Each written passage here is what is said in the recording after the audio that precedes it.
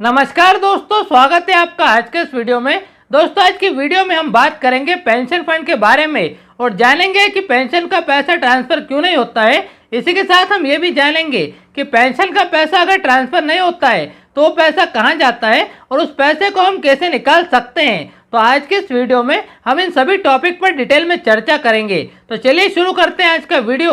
और वीडियो शुरू करने से पहले आप सभी से रिक्वेस्ट है कि चैनल पर अगर आप नए हैं तो चैनल को सब्सक्राइब जरूर कर लें, क्योंकि ईपीएफओ से जुड़ी जानकारी आपको इस चैनल पर मिलती रहेगी। दोस्तों, जैसा कि आप जानते हैं कि जब हम एक से ज्यादा कंपनी में जॉब करते हैं तब हमारे एक यूएन नंबर के साथ में एक से ज्यादा पीएफ अकाउंट लिंक हो जाते हैं। तब ऐसी कंडीशन में हमें अपनी सभी पुरानी कंपनियों के पीएफ अकाउंट का पैसा अपनी नई कंपनी के पीएफ अकाउंट में ट्रांसफर करना पड़ता है और पीएफ अमाउंट को हम ऑनलाइन ट्रांसफर कर सकते हैं। तो जब हम पीएफ ट्रांसफर करते हैं तब होता यह है कि पीएफ ट्रांसफर करने पर पीएफ का पैसा तो ट्रांसफर हो जाता है, लेकिन पेंशन का पैसा ट्रांसफर नहीं होता है। और जब पीएफ ट्रांसफर करने पर पेंशन का पैसा ट्रांसफर नहीं होता है तब पीएफ मेंबर्स इसी तरह के सवाल पूछते हैं। तो अगर बात करें कि पेंशन का पैसा ट्रांसफर क्यों नहीं होता है, तो देखिए ये बात सच है कि पीएफ ट्रांसफर करने पर पेंशन का पैसा ट्रांसफर नहीं होता है। वो पैसा उसी पुरानी कंपनी के पीएफ अकाउंट में जमा रहता है।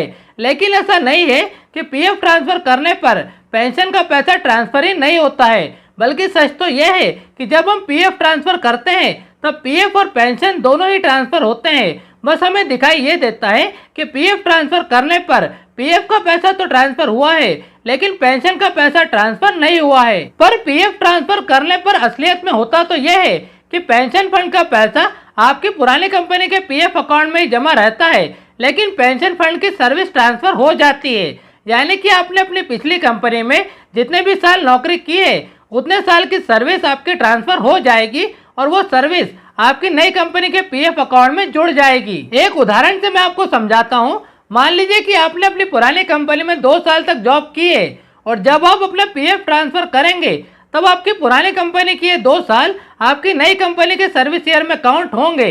इसी तरह से अगर आप अपनी नई कंपनी में 3 साल तक जॉब करते हैं तब ऐसे में आपकी 3 साल की सर्विस नहीं बल्कि आपकी 5 साल की सर्विस काउंट की जाएगी। और पीएफ अकाउंट में सर्विस ईयर का बहुत महत्व होता है।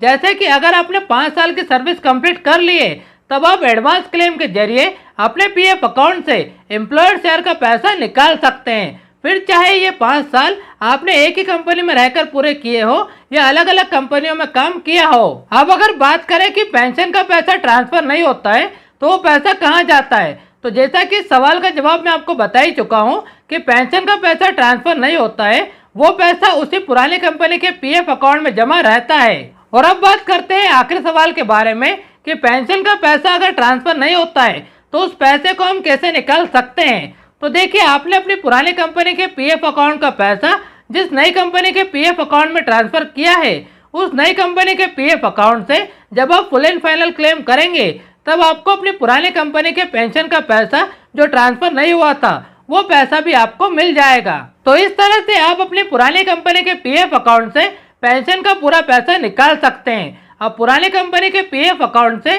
पेंशन का पैसा कैसे निकल सकता है, इस टॉपिक के बारे में मैंने ऑलरेडी कंप्लीट वीडियो बना दिया है। उस वीडियो का लिंक आपको ऊपर आई बटन पर मिल जाएगा। इस टॉपिक को अगर आप और डिटेल में समझना चाहते हैं तो उस वीडियो को भी आप जरूर देखें। बाकी आज के इस वीडियो में सिर्फ इतना ही। उम्मीद करता हूँ दोस्तों आज के इस वीडियो के जरिए पेंशन का पैसा ट्रांसफर क्यों नहीं होता है इस टॉपिक को मैं आपको बहुत ही आसानी से समझा पाया हूँ। ये वीडियो अगर आपको पसंद आया हो तो लाइक जरूर करें। चैनल पर अगर आप नए हैं तो चैनल को भी सब्सक्राइब जरूर कर लें, क्योंकि ईपीएफओ से जुड़ी जानकारी आपको इस चैनल पर मिलती रहेगी।